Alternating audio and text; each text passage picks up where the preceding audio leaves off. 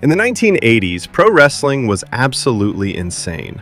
The goal was simple: be as loud and as colorful as you possibly could. It was a universe of screaming, pyrotechnics, and larger-than-life personalities. Hulk Hogan told millions of kids to train, say prayers, and eat vitamins. The Ultimate Warrior sprinted to the ring with a level of crazy energy I still don't understand. And Macho Man Randy Savage was like a human firework, just crackling with intensity 24/7. These guys were superheroes, and their main superpower was being loud. But while every single one of them was screaming, one man whispered. And his whisper was more terrifying than any scream you've ever heard. He didn't have a crazy physique, and he didn't have wild energy. He didn't need it. His name was Jake the Snake Roberts, and he didn't just fight his opponents, he fought his way inside your brain. This is the insane story of how one of wrestling's most tortured souls turned his own real-life trauma into a weapon, inventing a brand of psychological horror that literally changed wrestling forever. This is how a guy who barely talked above a whisper became the most feared man in a business that was all about noise. They say silence can be louder than a scream, and Jake Roberts was living proof. While all his opponents were flexing their biceps, Jake was flexing his mind. His promos weren't about yelling at you. They were quiet, terrifying breakdowns of who you were. In a low, gravelly voice, he would tell you these dark and twisted stories. And he didn't just say he was going to beat you, he made you believe you were already beaten. He knew a secret that almost nobody else figured out. Real fear isn't the monster you see coming, it's the one you don't. It's that slow, creeping dread, and Jake Roberts was the master of it. He would lean right into the camera with these cold, dead eyes and speak in riddles that felt like he was personally threatening you. In one of his most famous promos, he just moved his lips without making a single sound. He made you get up and check your TV because you thought it was broken. Then, after he had you, he delivered the line, "Just think, if I was to touch you." It was that kind of insane confidence that made him completely different. In a world full of kings and warriors, he was the snake in the garden, and he was holding an apple made of pure fear. And just like he always warned you, trust me. To really get how different Jake was, you have to see what wrestling was like when he showed up. The WWF in the mid-80s was a live-action cartoon. It was an explosion of bright colors, face paint, and crazy outfits. The good guys were 100% good. The bad guys were 100% evil, and there was zero confusion. The strategy was simple. Bigger is better, and louder is king. The matches were fun, but the stories were basic. Good guy fights bad guy, the end. Then, in 1986, Jake the Snake Roberts shows up. He walked slowly with this dark energy that felt totally out of place. He didn't run. He didn't try to get the crowd to cheer. He just carried a canvas bag to the ring, and everyone was terrified about what was inside it. And when he spoke, the entire vibe of the show changed. The noise just stopped, and all you could feel was this predatory calm. Jake was a master of what wrestlers call in-ring psychology, which is basically the art of telling a story in a match. But he took it to a completely different level.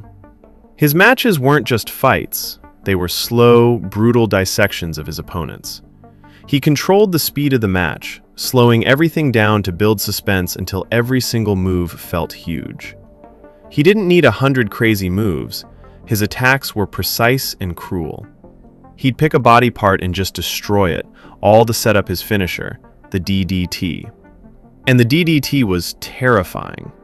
While other finishers were big and flashy, the DDT was simple, sudden, and absolutely brutal. 1 second his opponent was in his hands, the next, bam, their head was driven straight into the mat. It was the perfect, violent ending. But his promos were his real weapon. He almost never yelled. Instead, he spoke in that quiet, raspy voice that made you have to lean in to hear him. His interviews felt less like wrestling promos and more like dark confessions. He talked about greed, evil, and the poison in his own mind. and he did it with an intelligence that was just shocking. He wasn't saying, "I'm gonna beat you." He was delivering dark poetry as a threat. He was a silver-tongued devil, and he knew that if he could get inside your head, the physical fight was already over. If you want to understand where Jake the Snake Roberts came from, you have to look into a past that is more horrifying than any wrestling storyline ever written. He was born Aurelian Smith Jr., and his dad was a wrestler named Grizzly Smith.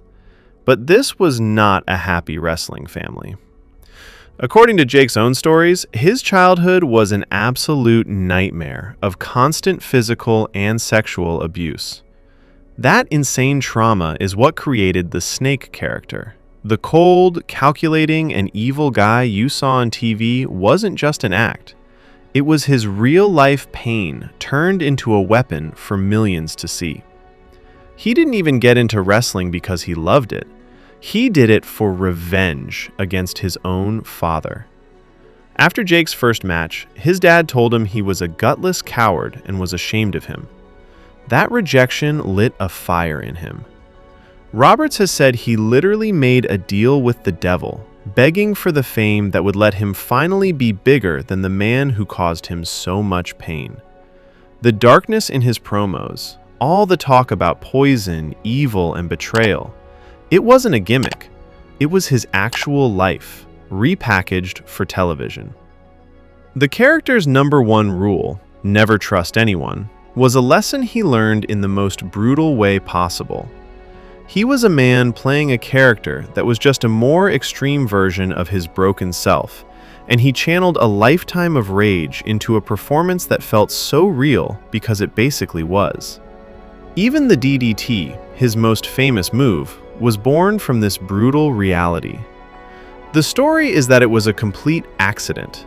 During a match, he had a guy in a headlock who then stepped on his foot, making them both fall backward. The opponent landed directly on his head, and the crowd went insane. Jake knew right then he had just struck gold.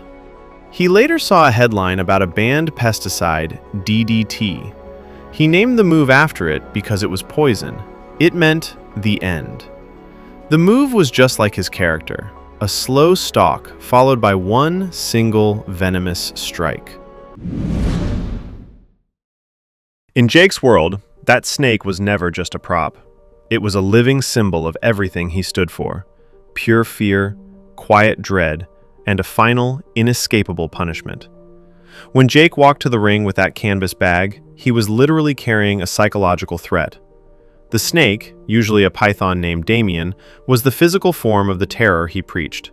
Other guys had managers. Jake had a 10-foot reptile, and it was the single most effective ringside partner in wrestling history. The genius was in how he used it. The snake almost never came out during the match. The match was the physical part, where Jake would patiently tear his opponent apart. Damien was for after. After the DDT, after the pin, Jake would reach into the bag. The entire arena would hold its breath. Then he'd drape the massive serpent over his unconscious opponent. It was a ritual of pure humiliation and terror. It wasn't just a defeat, it was a violation. These giant, tough wrestlers weren't just beaten, they were completely stripped of their dignity. And his most insane psychological attack was against André the Giant. In 1989, André was a legend. Over 7 feet tall, 500 pounds, the 8th wonder of the world. He was a literal giant who hadn't been beaten in years, but Jake didn't try to outmuscle him. He went for his mind. Roberts found out that André had a real deep phobia of snakes, so he used it. During a legendary TV segment, Roberts brought out Damien. The reaction was immediate and unbelievable. André the Giant, the most intimidating man in the entire sport, froze in total panic. He started clutching his chest, faking a heart attack brought on by pure terror. A man half his size brought the giant to his knees without ever laying a hand on him. Jake had just proven on national television that your mind is the real battlefield. Size and strength mean nothing when faced with your deepest, darkest fear. It cemented his reputation as the ultimate puppet master.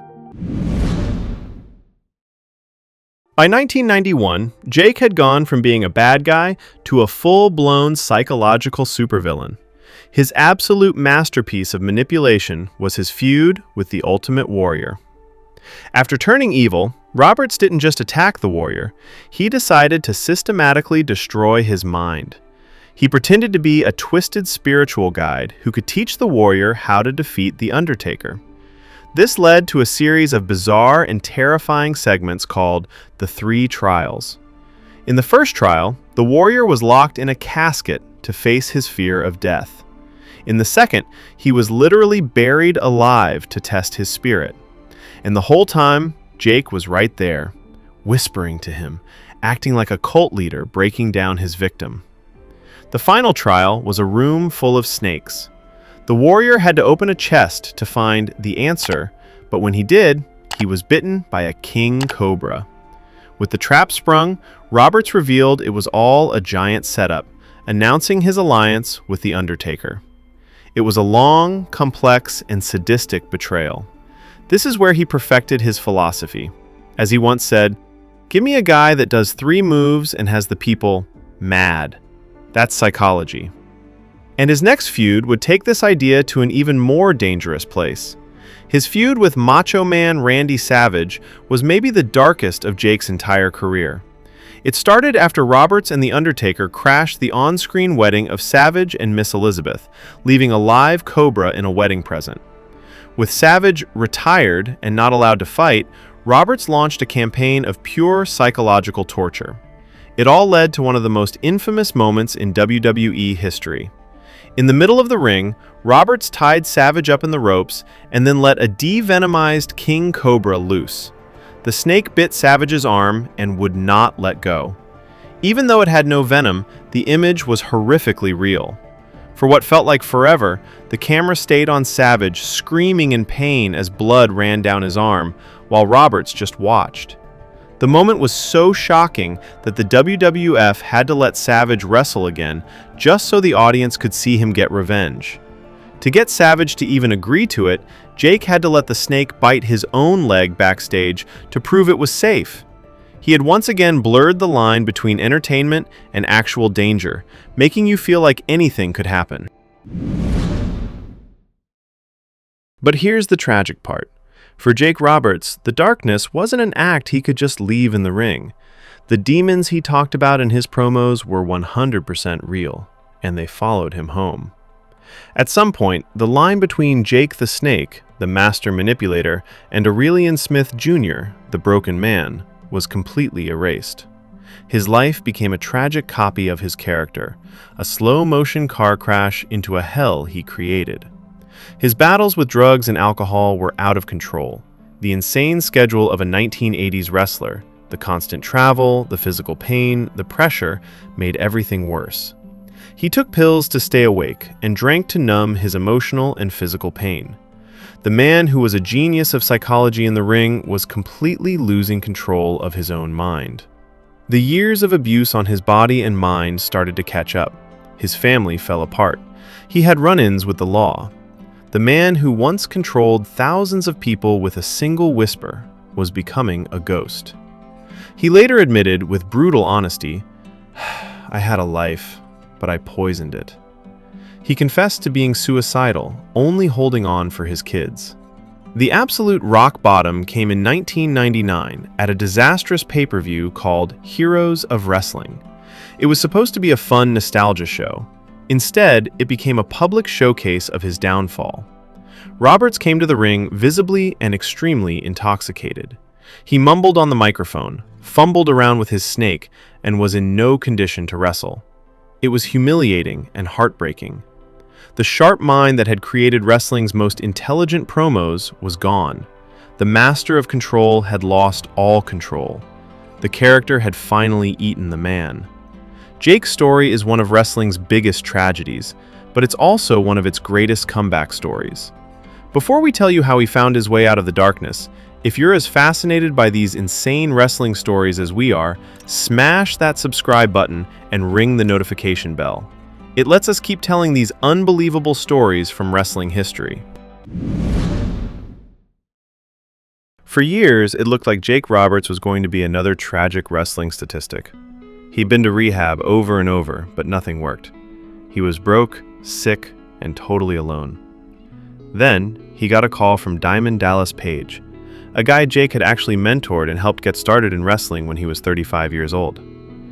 DDP, now a yoga and wellness guru, made him an offer. Move into his house, commit 100% to his DDP yoga program, and get clean for good. It was Jake's absolute last shot. Their journey was filmed for the incredible documentary, The Resurrection of Jake the Snake. It's a raw, unflinching look at his fight. You see him at his absolute lowest, but you also see him claw his way back to life. With the help of his friends and the program, something finally worked. Doing DDP yoga didn't just fix him physically. He said it gave him his confidence back. Slowly but surely, the old Jake, the sharp, intelligent, driven man, started to come back. He got sober in 2014 and has been sober ever since, turning his public shame into a mission to help others. He became a speaker, sharing his story with the same captivating honesty he once used to terrify opponents. He had finally faced his own demons and won. His redemption came full circle in 2014 when he was inducted into the WWE Hall of Fame. But he wasn't done. In 2019, he shocked the entire world by showing up in the new promotion, All Elite Wrestling, AEW. He was hired as the manager for the monster Lance Archer, and from his very first promo, it was clear the master had not lost a single step. His words were as sharp and menacing as ever. In a now famous line to Cody Rhodes, he warned, "Never, ever turn your back on somebody you respect or you're afraid of," before contemptuously turning his own back. Even in his 60s, he proved his mind was still his deadliest weapon. You can't measure Jake the Snake Roberts' legacy in championship belts. He famously never held a major title in the WWF. His impact is so much bigger than that. He completely changed what a wrestling promo could be, and what in-ring storytelling could do. He proved that you didn't need the biggest muscles or the loudest voice to be a superstar. He showed that intellect, fear, and quiet intensity could be way more powerful. His DNA is all over modern wrestling. Every dark, psychological character that came after him, from The Undertaker to Bray Wyatt, owes everything to the blueprint Jake created. He taught an entire industry that the greatest fights are the ones fought inside your head. His story is an insane web of unbelievable darkness and, against all odds, incredible light. He was a man born from trauma who learned how to weaponize his pain, creating one of the most unforgettable characters in history. He walked through the hell of addiction and self-destruction, only to come out on the other side as a survivor, helping others avoid the path he took. For most of his life, Jake didn't just play a snake in the ring, he was one, poisoning everything good he touched. But in the end, he shed that skin, finding a new purpose not in spreading fear, but in inspiring hope. And that might just be the most brilliant psychological twist of his entire career.